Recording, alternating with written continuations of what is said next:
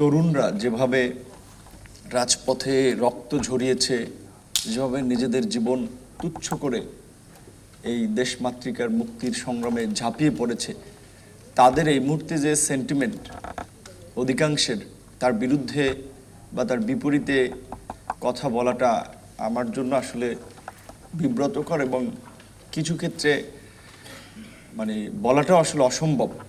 বিশেষ করে আমি সকালবেলাও দেখেছিলাম, রাতেও দেখেছিলাম। রাতে দেখে শেষ করে মোবাইল এরোপ্লেন মোড করে ঘুমিয়েছিলাম, সকালবেলা অন করে আবার ওই ভিডিওটাই সামনে আসছে। নিশ্চয়ই আপনারা আতিকুল নামে একজন শিক্ষার্থীর একটা ভিডিও দেখেছেন বোধহয়, যার হাতটা আই থিঙ্ক কেটে ফেলেছে।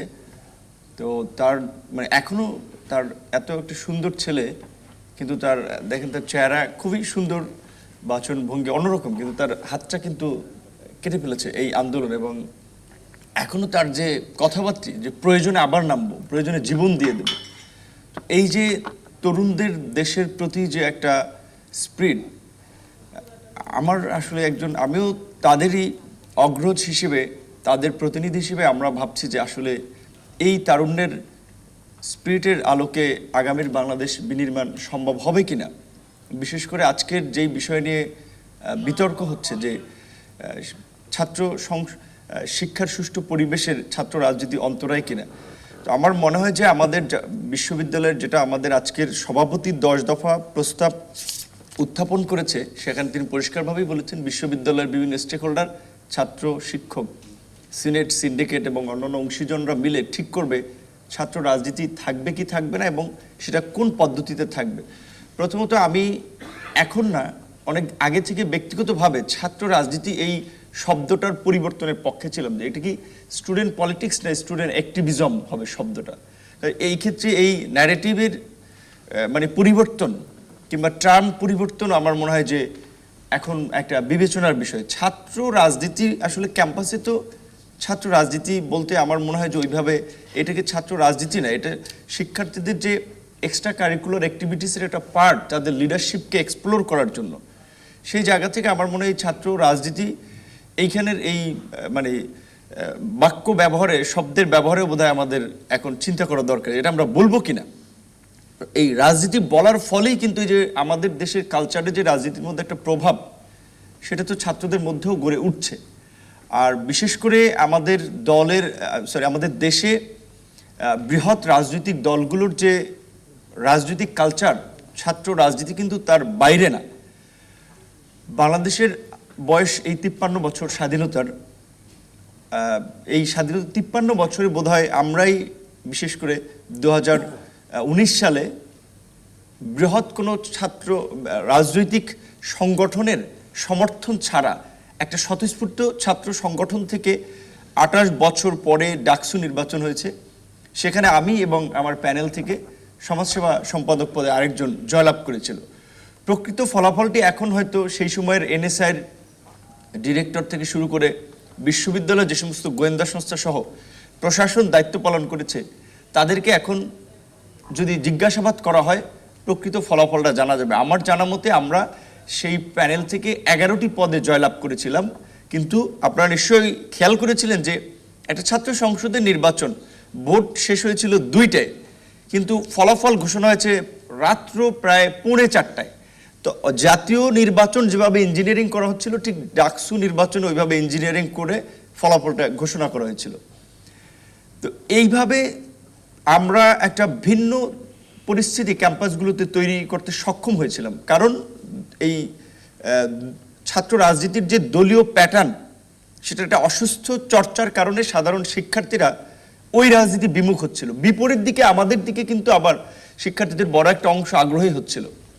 সমস্ত বিশ্ববিদ্যালয় এই পরিস্থিতির মধ্যেও কিন্তু আমরা একদল শিক্ষার্থীদেরকে পরিবর্তনশীল ছাত্র রাজনীতি, যেটা ছাত্র অধিকার পরিষদের মাধ্যমে আমরা শুরু করেছিলাম, সেখানে আমরা বলেছিলাম যে দলীয় দাসত্ব ও লেজুর ভিত্তি মুক্ত ছাত্র রাজনীতি, যার ফলেই কিন্তু আজকের এই যে আমাদের সম্মানিত দুজন উপদেষ্টা, আপনারা লক্ষ্য করছেন যে তারা এই ছাত্র অধিকার পরিষদই তাদের রাজনীতির হাতে খড়ি। এমনকি আজকে আপনারা যাদেরকে নিয়ে কথা বলেন বা এই সময়ের পরিচিত মুখ, আব্দুল কাদের, হান্নান, আহনাফ সাইদ থেকে শুরু করে এই সমন্বয়ক কিংবা নেতৃবৃন্দের বড় একটা অংশই কিন্তু ছাত্র অধিকার পরিষদের রাজনীতির মাধ্যমে বা স্টুডেন্ট অ্যাক্টিভিজম থেকে তাদের হাতে খড়ি, এবং অল্প সময়ের মধ্যে সেটা ছাত্র অধিকার পরিষদের রাজনীতির মাধ্যমে তারা এটা প্রমাণ করতে পেরেছে যে এই বৃহৎ ছাত্র রাজনীতির বাইরে কি সুন্দরভাবে উপযুক্ত নেতৃত্ব তৈরি করা যায়। রাজনৈতিক দলগুলো নির্বাচন কমিশন থেকে নিবন্ধনের সময় কতগুলো শর্ত তাদেরকে মানতে হয়। নির্বাচন কমিশনের বিধিতে স্পষ্ট বলা আছে যে রাজনৈতিক শ্রমিক এবং ছাত্র সংগঠন রাজনৈতিক দলের কোনো অঙ্গ সংগঠন বা ভ্রাতৃপ্রতিম সংগঠন হবে না। কিন্তু ছাত্রলীগ সবসময় তারা আওয়ামী লীগের ভ্রাতৃপ্রতিম সংগঠন কিংবা ছাত্র দল অন্যান্য সংগঠনগুলো এই পরিচয় বা এটা অবস্থান ব্যক্ত করে আসছে। সেই ক্ষেত্রে নির্বাচন কমিশনের কিন্তু দেখার দায়িত্ব ছিল যে রাজনৈতিক দল হিসেবে বিএনপি কিংবা আওয়ামী লীগ, যেহেতু মেজর দুটো পার্টি, আমি তাই দুটো পার্টির কথা বলছি, এখন আমরা একটা রাজনৈতিক দল হয়ে উঠার চেষ্টা করছি, এখনও হয়তো পরিপূর্ণভাবে উঠি নাই, কাজে আমাদেরও যদি সেখানে ইনভলভমেন্ট থাকে আমাদেরকেও বলতে পারবে। কিন্তু নির্বাচন কমিশনের কিন্তু এটা দেখার দায়িত্ব যে রাজনৈতিক দলগুলো ছাত্র এবং শ্রমিকদেরকে ব্যবহার করছে কিনা, কি প্রক্রিয়ায় ব্যবহার করছে। আমাদের দেশে এই যে আমরা বারবার বলছি যে গত 53 বছরে একটা রাষ্ট্র টিকে থাকে কতগুলো প্রতিষ্ঠানের উপরে দাঁড়িয়ে, সেই প্রতিষ্ঠানগুলো কিন্তু আমরা গড়ে তুলতে পারিনি। আজকে আমাদের বিচার বিভাগ বলেন, নির্বাচন কমিশন বলেন, আমাদের মানবাধিকার কমিশন বলেন, একটা প্রতিষ্ঠান আমরা গড়ে তুলতে পারি নাই। যার ফলে রাষ্ট্র আমরা দেখেছি যে গত 15 বছরে একটা কর্তৃত্ববাদী শাসনের মধ্যে দিয়ে একটা অকার্যকর রাষ্ট্রে পরিণত হয়েছে। তাহলে এখন এই পরিবর্তিত বাংলাদেশে আমরা বলছি যে আমরা নতুন বাংলাদেশ বিনির্মাণ করতে চাই। সেখানে শিক্ষার্থীরা যেই সংগ্রাম এবং ত্যাগের মধ্যে দিয়ে, নেতৃত্বের মধ্যে দিয়ে জাতিকে এই পরিবর্তন এনে দিল, আগামীর বাংলাদেশ বিনির্মাণে শিক্ষার্থীদের কি অগ্রণী ভূমিকা পালন করতে হবে। শিক্ষার কাজ কি, শিক্ষা কেন মানুষ গ্রহণ করে? শিক্ষার কাজ মানুষের মধ্যে মূল্যবোধের সৃষ্টি করা। শিক্ষার কাজ মানুষের মধ্যে যে গুণাবলী আছে সেগুলোর পরিপূর্ণ বিকাশ, কার কোথায় এক্সপার্টিস আছে। তো আজকে যদি আমরা সেই সঠিক মূল্যবোধ সম্পন্ন শিক্ষা না দিতে পারি, তাহলে তো ছাত্র রাজনীতি কেন, আমাদের সমাজ তো সঠিক পথে চলবে না। বাইরের অনেক দেশে যেটা আমরা বলেছি, ট্রাফিক ব্যবস্থার সম্পর্কে ছাত্রদেরকে ধারণা হয়। আপনি আপনার মেয়ে বন্ধুর সাথে বিশ্ববিদ্যালয়ে কিংবা চাকরির কর্মক্ষেত্রে কি বিহেভ করবেন, কোন ধরনের অ্যাটিটিউড হওয়া দরকার, এটা সম্পর্কে বেসিক কিছু শিক্ষা থাকে। আমাদের দেশে কি এটা শেখানো হয়? তাহলে আমাদের দেশে ছাত্রদের যৌনতা নিয়ে শিক্ষা দেওয়া হয়, কিংবা শিক্ষার্থীদেরকে অনেক ট্রল করে, অনেকে আবার ক্রিটিসিজম করে যে এইটা কি শিক্ষার্থীদের কি শেখানো দরকার আছে কি না, এটা তো এমনি এমনিই জেনে যাবে।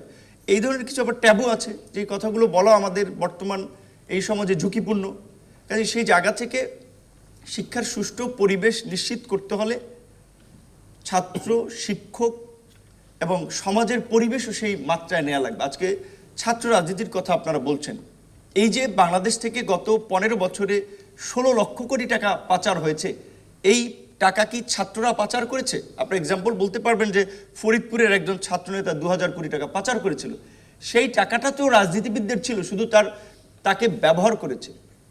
কিংবা আমাদের দেশের এই যে এখন বড় বড় ব্যবসায়ী মাফিয়া তৈরি হয়েছে, যারা বলা চলে সৃষ্টিকর্তার পরে তারা বাংলাদেশের মানুষের রুটি এবং রিজিক নিয়ন্ত্রণ করছে। 8 থেকে 10টা বড় বড় কোম্পানি, বসুন্ধরা কিংবা এস আলম, এরকম বড় বড় মাফিয়া কোম্পানি, তারা কিভাবে আজকের এই বড় শিল্প প্রতিষ্ঠানে পরিণত হয়েছে? পরিশ্রমের মাধ্যমে, রাষ্ট্রীয় ক্ষমতার অপব্যবহার করে, জনগণের টাকা, হাজার হাজার কোটি টাকা ঋণ নিয়ে। আজকে সালমান এফ রহমান, ধরেন আজকে যদি সরকার পরিবর্তন না হতো তাহলে তো এই ধরনের অনুষ্ঠানে সালমান এফ রহমানরা চিফ গেস্ট থাকতো। তারা আপনাদেরকে সৎ হওয়ার জন্য, আদর্শবান হওয়ার জন্য রাষ্ট্র বিনির্মাণের উপদেশ দিত, আর তারা আপনার হাজার হাজার কোটি টাকা রাষ্ট্রের মেরে দিয়েছেন, দেশের টাকা বাইরে পাচার করছেন, ছেলের বিয়ে দেন 500 কোটি টাকা খরচ করে। তো এই যে জাতীয় রাজনীতিতেও যে আমাদের একটা সামগ্রিক মূল্যবোধের অবক্ষয় এবং অসৎ এবং অসাধু লোকগুলো যে জাতীয় রাজনীতি নিয়ন্ত্রণ করছে, এইখানে যদি পরিবর্তন না হয়, আপনি ছাত্র রাজনীতি পরিবর্তন করে তো কিচ্ছু করতে পারবেন না। শিক্ষামন্ত্রী হিসেবে এখন একটা ইন্টারিম সরকার, অন্তর্বর্তীকালীন সরকার, এই সরকার কতদিন থাকবে? আপনারা কতদিন চান? অনেকে বলছে যে সরকার 6 মাস থাকতে পারে, 1 বছর থাকতে পারে। প্রকৃত অর্থে আমি এখন বললে আবার অনেকে নানা ধরনের এই বক্তব্যটাকে ব্যাখ্যা করবে। আমি মনে করি যে এই সরকারের ন্যূনতম 2 বছর থাকা দরকার। এখন এই কথাটাকে আমি এখন বলছি না, আপনারা ইউটিউবে যান, 6 মাস 1 বছর আগে আমার বক্তব্য পাবেন। আমরা বিগত সরকারের সময় বলেছিলাম যে 2 বছরের জন্য একটা জাতীয় ঐক্যমতের সরকার দরকার, যারা এই রাষ্ট্রের কাঠামোগত পরিবর্তন এনে রাষ্ট্রকে একটা মানবিক রাষ্ট্র হিসেবে গড়ে তুলবে। এখন যদি 1 বছর 6 মাসের মধ্যে একটা নির্বাচন হয়, আপনাদের কি মনে হয় বিদ্যমান ব্যবস্থার খুব বেশি পরিবর্তন হবে? এখন যারা সম্ভাব্য দল আছে ক্ষমতা আসার মতো, আমরা তো দেখেছি যে এই দলগুলো অতীতেও এই দলগুলোই ক্ষমতায় ছিল, তাদের কর্মকাণ্ড চরিত্র দেখেছি। রাতারাতি তো চরিত্রের বদল হবে না। সেই জায়গা থেকে এখন বর্তমান যে সরকার আছে, তারা আপনার আমাদের সকলের সমর্থিত সরকার। আজকের যে এই বিতর্কের এই জায়গাটাতে যে সুন্দর দুটি স্লোগান ছিল, যে যুক্তির আকাশে প্রতিবাদী সূর্য, তুমি সাইদ তুমি মুগ্ধ, দুজন আমাদের এই আন্দোলনের শহীদদের নামকে কানেক্ট করে একটা ছন্দ লেখা হয়েছে। তো এই শহীদদের যে স্পিরিট ছিল, একটা পরিবর্তনের বাংলাদেশ, এই আন্দোলনে কেন কৃষক শ্রমিক জীবন দিল?